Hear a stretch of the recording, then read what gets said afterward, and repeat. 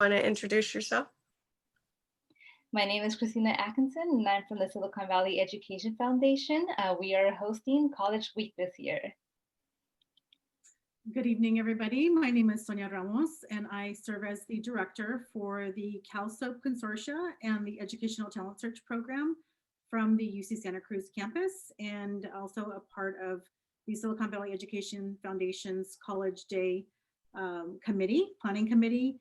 And thank you all for being here. And thank you, Katie, one of our partners for our Cash for College campaign here in the San Jose, Silicon Valley area. We appreciate your expertise and thank you so much. Okay, thank you, ladies. So yes, my name's Katie Fitzgerald, as you can see on the screen, if everything's working appropriately. I do work in financial aid at Mission College, and I also serve some special populations. And so financial aid is a really big part of the college journey. And so we want to make sure that people understand how financial aid works. It should be as important about understanding how financial aid works as it is making a college selection. So, you know, we want to make sure that you are that informed. And so hopefully this presentation is going to help you. While I'm from a local community college, which by the way, this is our new look, the presentation is really for all college levels. So, you know, it's not just geared to community college. And when it is specific to university, I'll be sure to mention that. So let's get started. Oh, of course, now it's not going to let me hit the button. And we'd like to also mention that if you have questions, you can also add your questions to the chat. So we'll be checking the chat and responding and helping Katie with the questions that do come up during the presentation. Thank you. Right, exactly. Thank you. Okay, so first thing is really understanding what types of financial aid is there and where is it coming from? So we look at our U.S. Department of Education first, that oversees our federal programs. And of course, first one up is Pell Grant. That's going to be the first one always considered for student eligibility. So anytime you see grant or even scholarship in the title of the program, we love that. That is what we consider gift aid, or also known as free money. So we want to make sure that people understand grants are a beautiful thing. Free money, gift aid, we love it. So Pell Grant, always going to be the first considered. Right now, the amount for the current academic year of 2021 is $63.45, and that's basically on a 9-month basis. It does have a lifetime eligibility of up to 6 years full-time equivalent. So again, if a student's going to go less than full-time, maybe they're going part-time, that's going to expand that 6 years. So there's a lot of flexibility, but that's a nice little chunk of change. And that will be whether you're attending at a community college full-time or even a university full-time. So, and the other beautiful thing is, it doesn't matter if you're, you know, eligible. It's not an all or nothing. It will actually be based on your enrollment level as well as eligibility on the financial review. So again, even having a little piece of that pie is helpful for many, many students. And then we also look at the supplemental grant. This one is a little bit tougher to come by because the schools receive limited funding from the Department of Education, where Pell Grant, if you're eligible, it's a bottomless pit of money. Supplemental grant, not the case. So we really look at those students who we consider most needy. And we like to do it as first come, first served, most needy. And we have algorithms built into our system to make sure that one of the first things it looks at is, are they Pell Grant eligible? And are they really the most needy and the earliest filers? And out of that, we continue to award until we run out of funding. And typically that up to $4,000 a year is going to be probably a university amount. The community colleges don't usually have that level, but we still have a nice little amount too, anywhere from 500 to 1,000. Teach grant, pretty much as it sounds, that is going to be major specific, and it really is geared for those that are going to be university only. So this is in your junior, senior year at university when you have determined I am going to become a teacher. So there are some additional strings attached, which I won't go into, but it's really when you get out of school to, serve in areas that need the extra support, that kind of thing.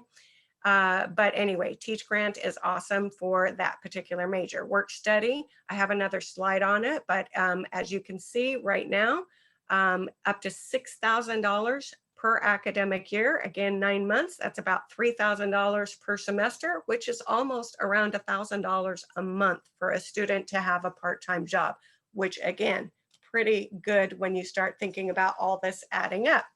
And then I also have another slide on the student loans. But again, you can see that even the minimal to the higher amount for an undergraduate student is really a significant amount. And loans are something that may come into the picture because they're just either not grant eligible or limited grant eligible, or a work study part-time job is just not going to fit with their schedule. So loans are an okay thing. And typically when we look at grants and scholarships, those are really for the undergraduate years up to the first bachelor's degree. And then you have work study and student loans that will go beyond to a graduate level.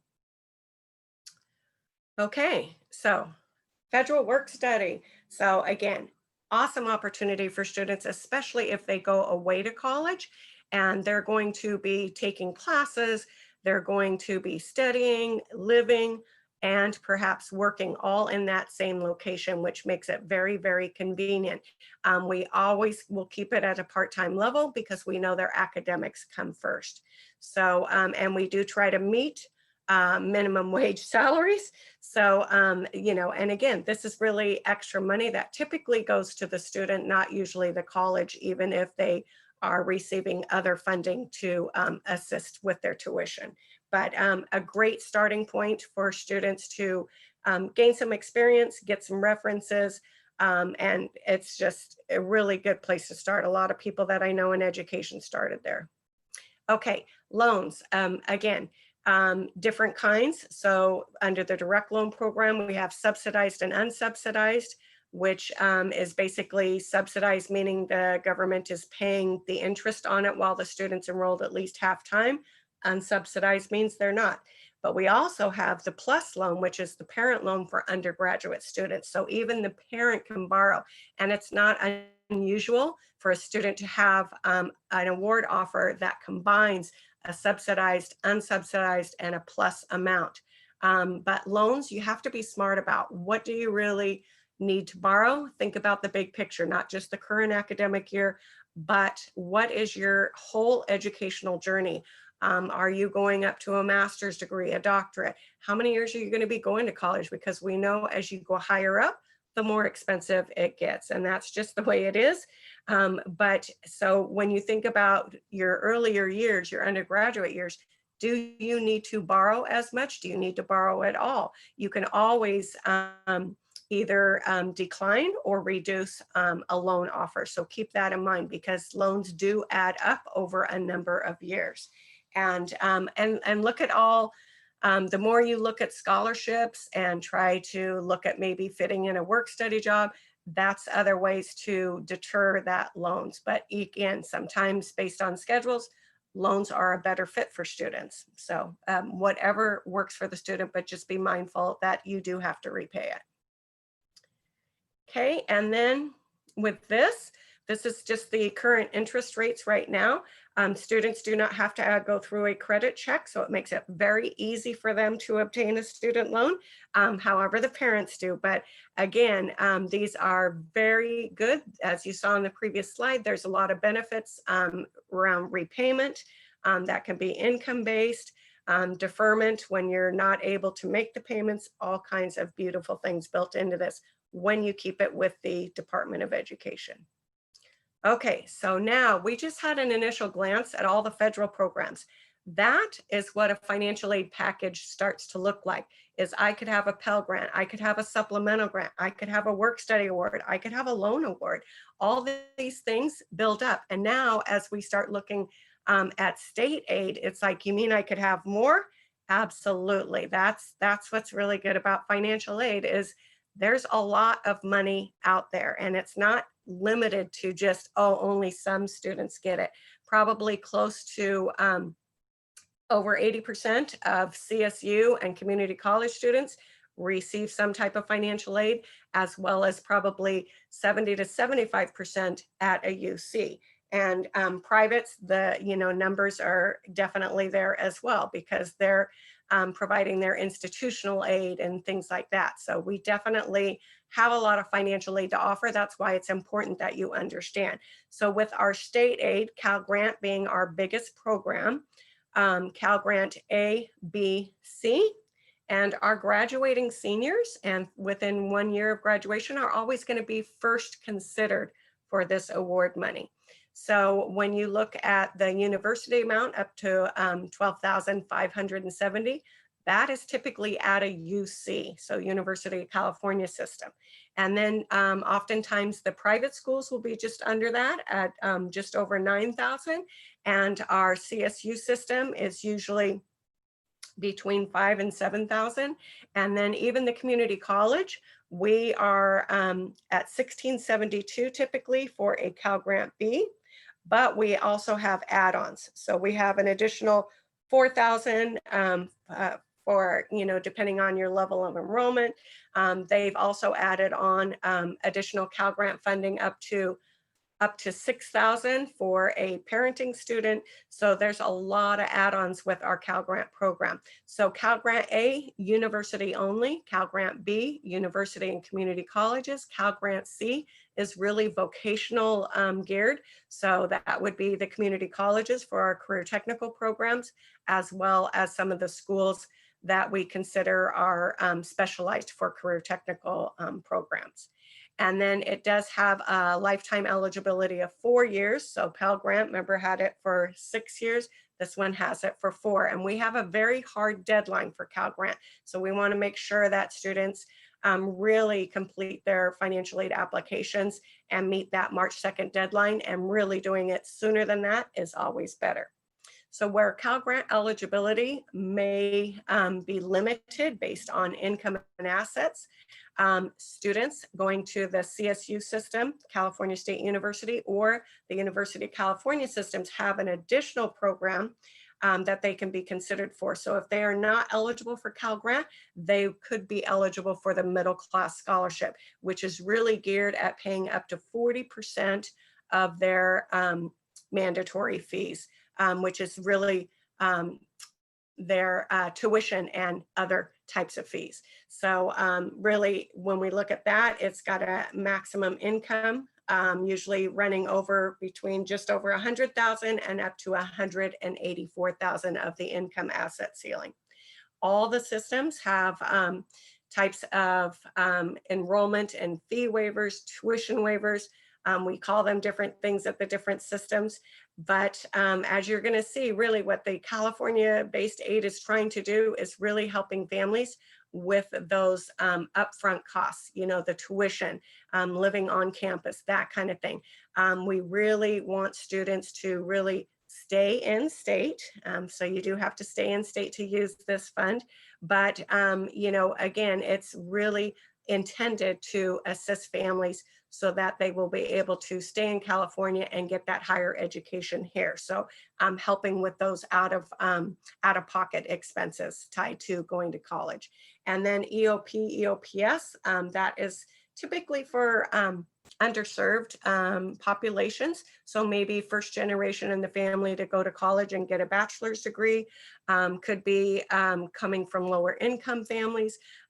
Sometimes our foster youth, our students with disabilities, parenting students can often be eligible for EOP and care. So there's a lot of extra money there, but not only that, they have additional academic support within that program. So this is a great state program, which gives wraparound services. And then of course the child development grant, both at the community colleges and the universities. But again, it's going to be major specific. And our California Student Aid Commission is who oversees our state aid programs. So like for federal, we have the Department of Education. Here we have our California Student Aid Commission. Okay, and this is just a quick glance for you to kind of see where the type of Cal grant for A and C and B, number in the family, where the income levels lie, where the asset levels lie. And again, we're looking at the application year of next fall, not this fall, but next fall. And we really want students to create a Web Grants for Students account because they're going to be able to track their Cal grant. They're going to have to, they'll be able to see if they need to turn in any additional documentation, maybe something happened with the GPA because they do look at that as well. But you know, it's a good way. And if they need to change whatever school they had on their financial aid application, they can update that information to make sure that their grant goes to the right location. Okay, so fee tuition waivers, also considered really under our California-based aid. And as you can see, we all have a different way to help. The state university grant, the blue and gold plan at the UC system. Of course, all the private schools have their ways that they do it, usually through scholarships and things like that. And then the community colleges, we have the California College Promise Grant fee waiver. So we have a fee waiver. Don't confuse it with the other promise that we have going on, which I'll talk about in a moment. But again, this is really helping students pay that tuition, you know, and some of it, it can be up to 40%. It can be more than that.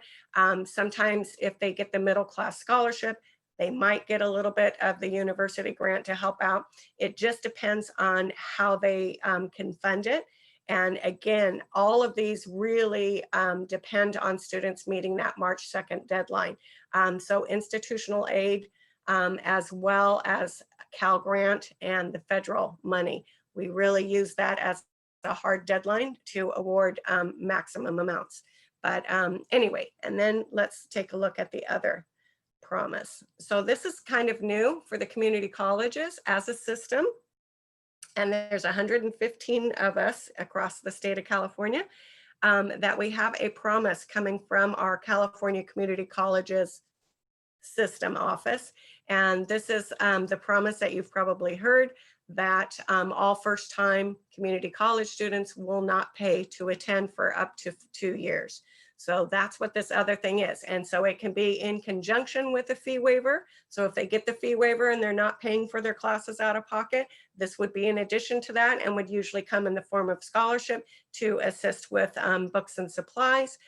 Sometimes if students aren't eligible for the fee waiver or any other financial aid, this can again help really pay for their enrollment fees and hopefully assist with some books and supplies as well. So it can be used in different ways, and we do encourage students to be full-time with this program, but there's always exceptions, and it is typically renewable if they're making academic progress for that first 2 years.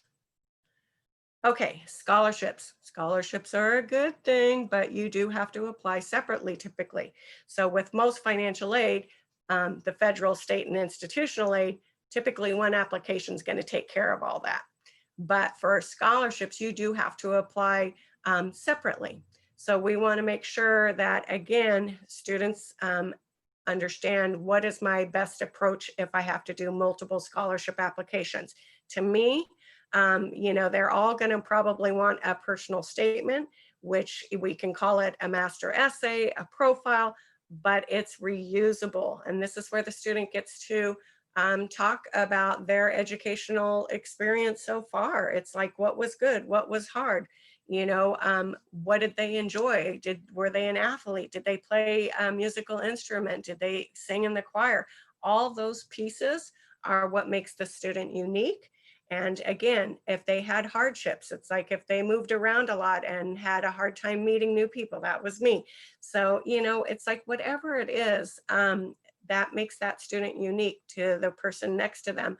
That's what you want to highlight. Sometimes, you know, it's not always the most exciting thing, but whatever it is, and their community service and how the scholarship's going to make a difference on them getting a higher education and how they're going to give back to their community when they finish their education. All those things are key pieces, and scholarships can be very simple in their criteria, or it can be very specific. It can be major specific and be something in the background, Latino, African American, Asian American. It can be a variety of things. So whatever it is, you have to do the research. So I also gave you some hints as to where to look. And again, most of it is right in your own neighborhood with your local banking institution, the high school, the colleges they plan to attend. All those kinds of places should be good for you to start looking at. And it typically runs the same time frame of regular financial aid. So right now is a good time to start doing that research and getting ready to start applying. Okay, general eligibility criteria. So really when you think about our financial aid, we want to make sure it's for students that are going to stay here and use their education. So we want them to be living in the US for permanent reasons. And they would be able, if they have a permanent Social Security card, they would be completing the federal application for both federal and state financial aid. But some students don't have a permanent Social Security number, so they would be able to complete the California DREAM Act for all of that state-based aid. So that would be the Cal Grant, the Middle Class Scholarship, the fee and tuition waivers, all of our institutional aid, scholarships, all that kind of stuff.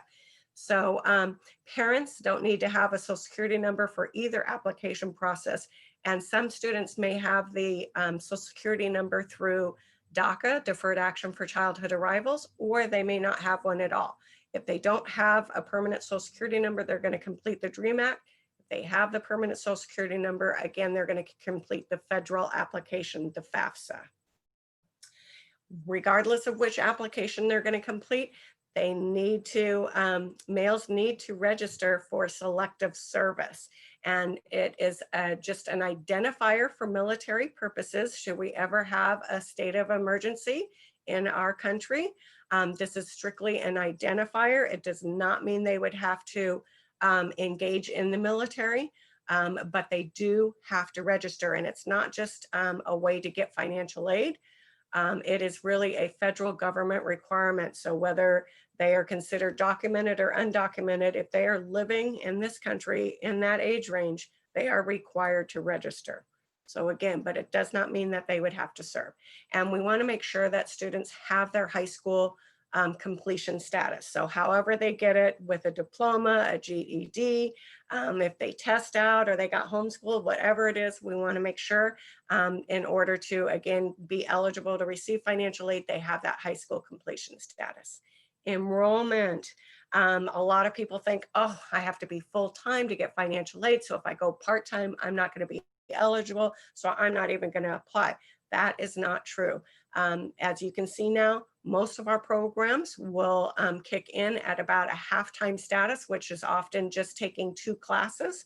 So really, depending on the type of program, it may pay a reduced amount because of a lower enrollment level, but some, it doesn't change at all. So again, depends on the program, but just knowing that if students are taking a lighter load because maybe they're working more to pay the next term's tuition, whatever it is, at least knowing that their financial aid will still be there to some degree to support them is a big deal. And then some specialized programs like EOP, EOPS, and some other ones may require full-time status to provide that additional funding. But again, it just depends. Scholarships may have that same requirement. It just depends. And then, of course, students have to do their end of the bargain, which is make satisfactory academic progress. They need to do well in their classes in order to keep that money rolling in. And that includes, you know, whether it's a work study job or a loan, a scholarship, whatever it is, they need to make academic progress, which means completing at least 2/3 of what they attempt each term and overall, and also try to carry a C average. And then eligible program of study, most of the time they are going to declare one, but just so you know, they can't come in undeclared and receive financial aid.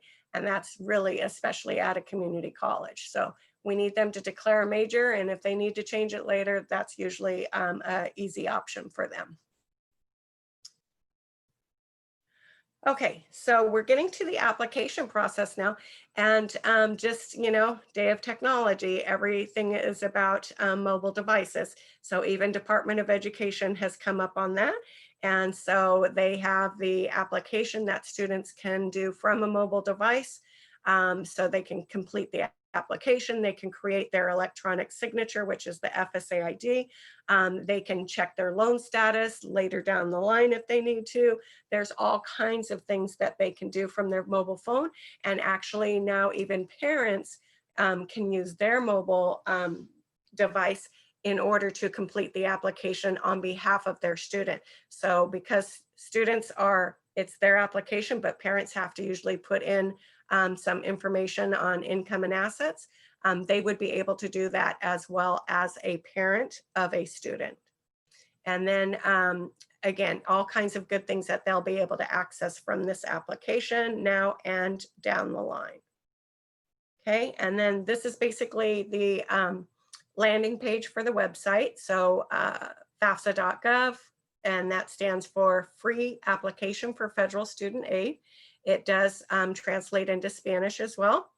And this is where a lot of the students will go to apply for both federal and state aid, because again, Day of Electronics, they send the notification to our California Student Aid Commission so that they would get the results to determine their any eligibility for the Cal Grant and any other aid.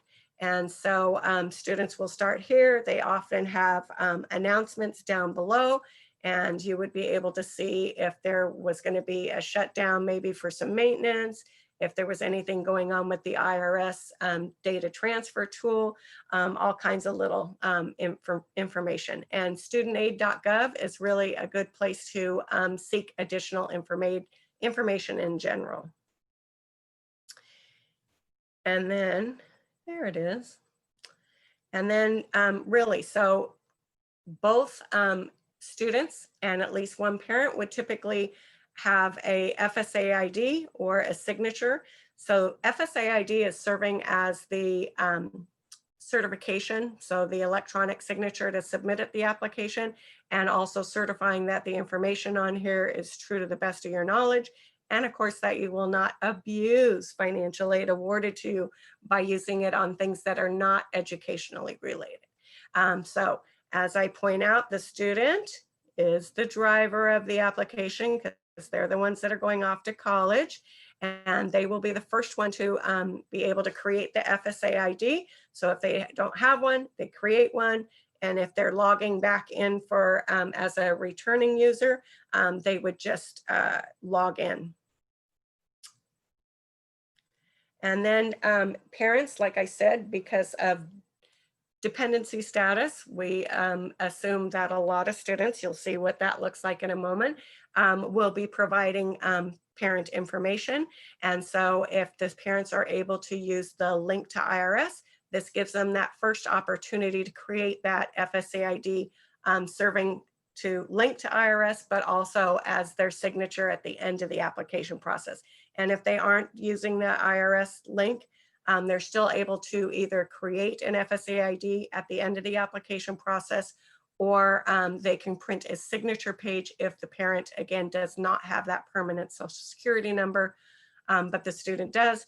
And so again, link to IRS is a good thing, but it doesn't work for everybody. So just keep that in mind. And for parents that don't have a permanent Social Security number in this application process, they're going to use zeros for their Social Security number. Again, during the application process, it's going to ask about assets. And so understanding what assets are, what does it want to know? And so typically it is going to look at maybe money in the bank, checking savings, investments, stocks, bonds, additional real estate other than the home you live in, educational savings plans, that kind of thing. So just depending on, what they're considering as an asset is very important. But also understanding what is not considered an asset as well, because this is an area you don't want to over-report, obviously, and they're not going to use 100% of your asset information. They'll only use a small percentage, but making sure that you know what to include and what not to include. And that usually will show up on the little blue circle with the question mark in it. Any of the questions will have that, and you're able to detail this information out. Okay, and then here we are. The California DREAM Act, again, is for students who do not have a permanent Social Security number. And again, parents, it doesn't matter for them for either application. But the student, if they have either the Social Security number issued through the Deferred Action, DACA, or they don't have one at all, this is where they would go. So again, student is going to be completing the application.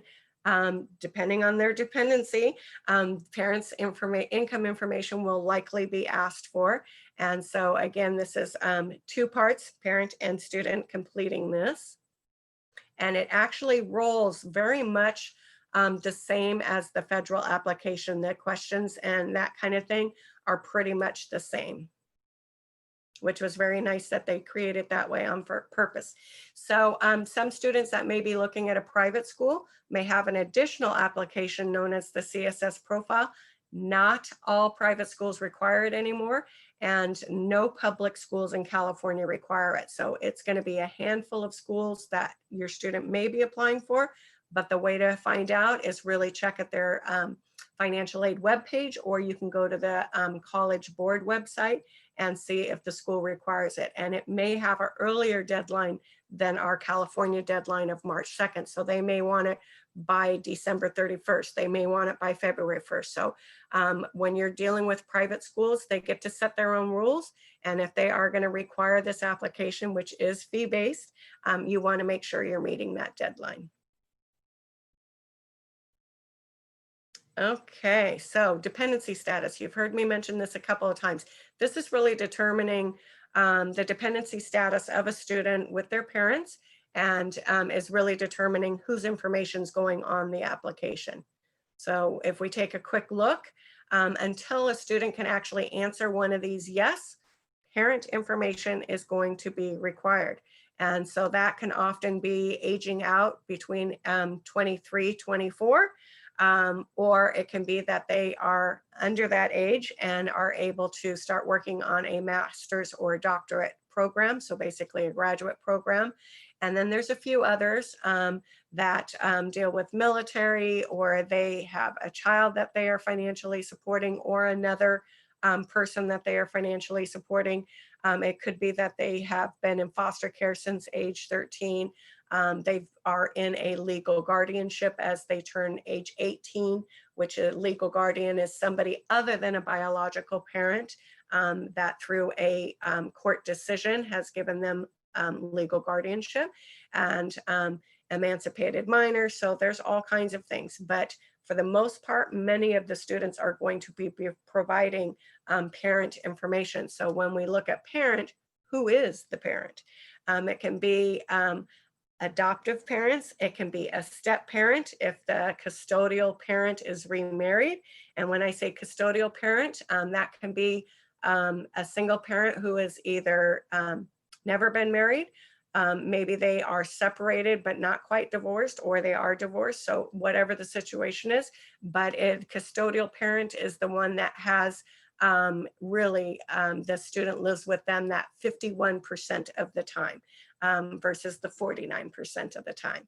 So that's who the parent is. And even 2 parents that never married but are the both biological that live together with the student, they are still both going to be counted and provide both of their information.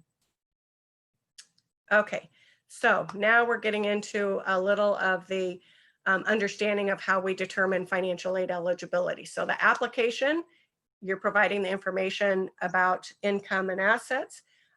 We're given guidance. We, the colleges, are given guidance from Department of Education to establish cost of attendance, and you'll see what that looks like.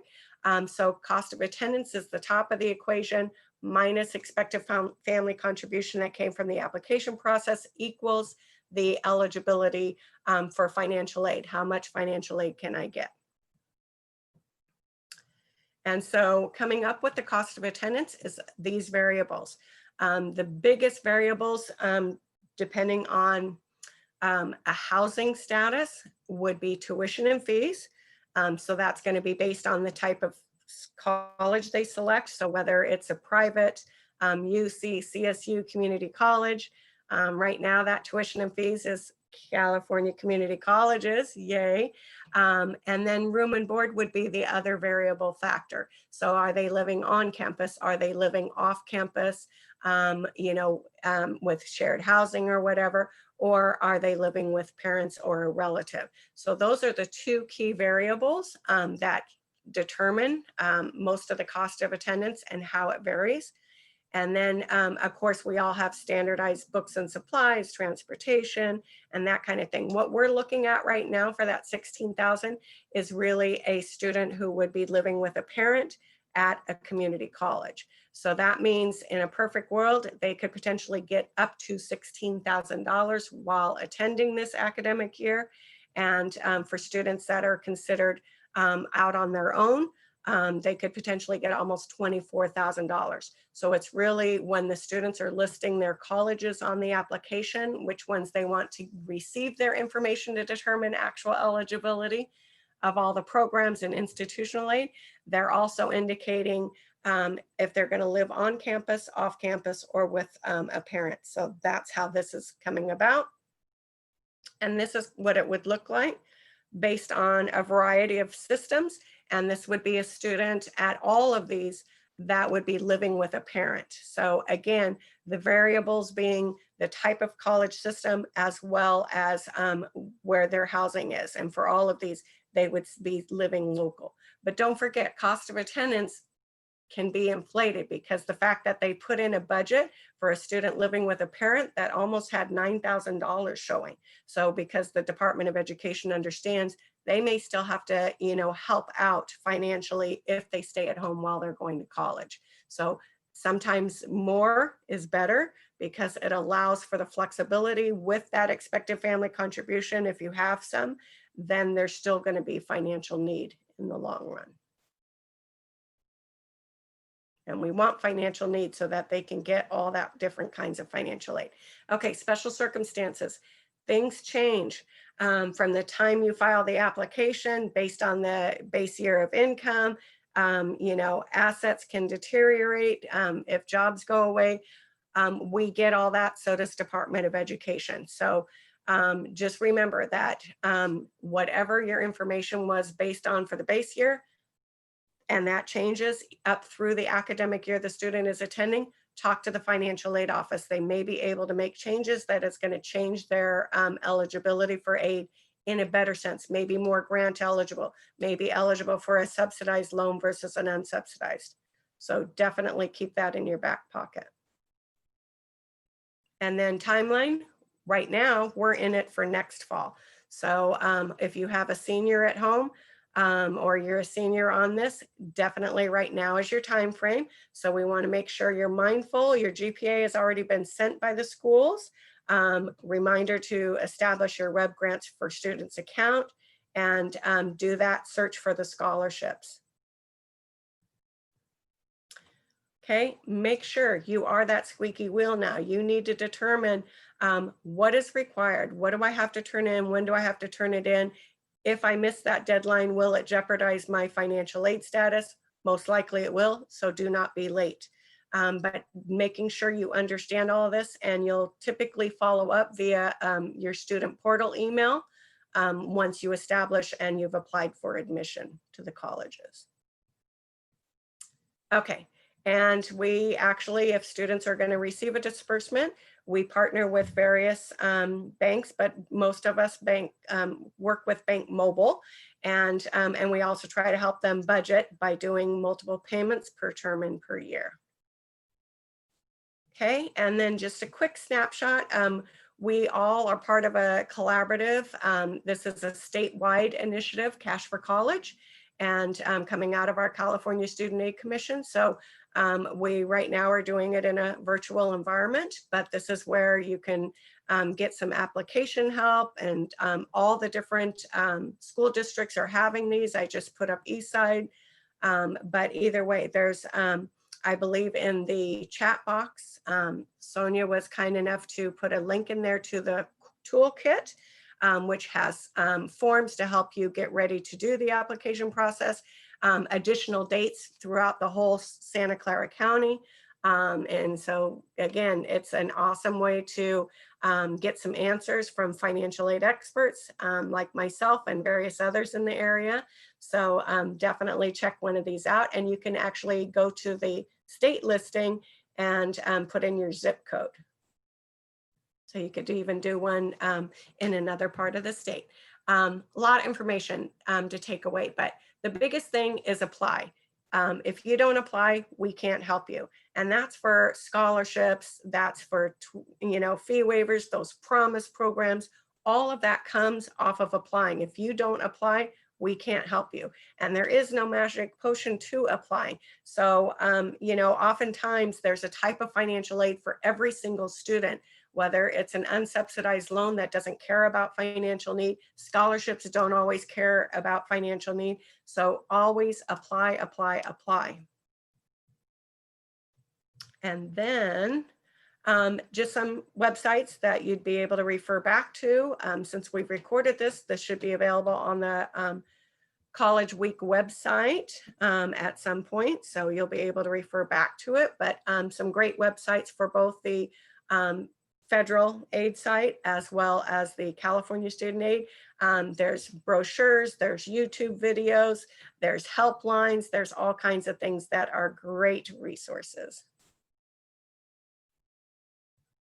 And then we made it. So we were getting down to the wire, because guess what? We can do some questions, and you're going to be able to do another little poll activity. All right. But, yeah. Do you want to go ahead? Okay. So I do have a few questions here that I did respond to, but just so everybody can hear. Awesome. Does each student need to file a FAFSA individually? Parent financial, so yes, does each college student in a family need to file their FAFSA individually? Yes. So as it turns out, so again, the student is the one who has ownership of the application, because they're the ones who are going to college. If a parent has multiple children that are going to be in college at the same time, students will each have their own application, but a parent will be able to have their information on each of their childs. And so again, each student will have their own FSA ID and or signature, even in the DREAM Act, and then the parent will have the same signature identification that they'll use on both, if that makes sense. But don't forget, parents, you are not the owner of this application, the student is. And that's why, yes, each student, this is not your application. So try not to be too helpful and do it for them. They need to do this on their own. And thank you, Katie. There was also a question about the Cal Grant A, B, and C. The difference was, and I did share some information, but if you want to speak to those. Right. So Cal Grant A is university only, and it's typically the highest paying one.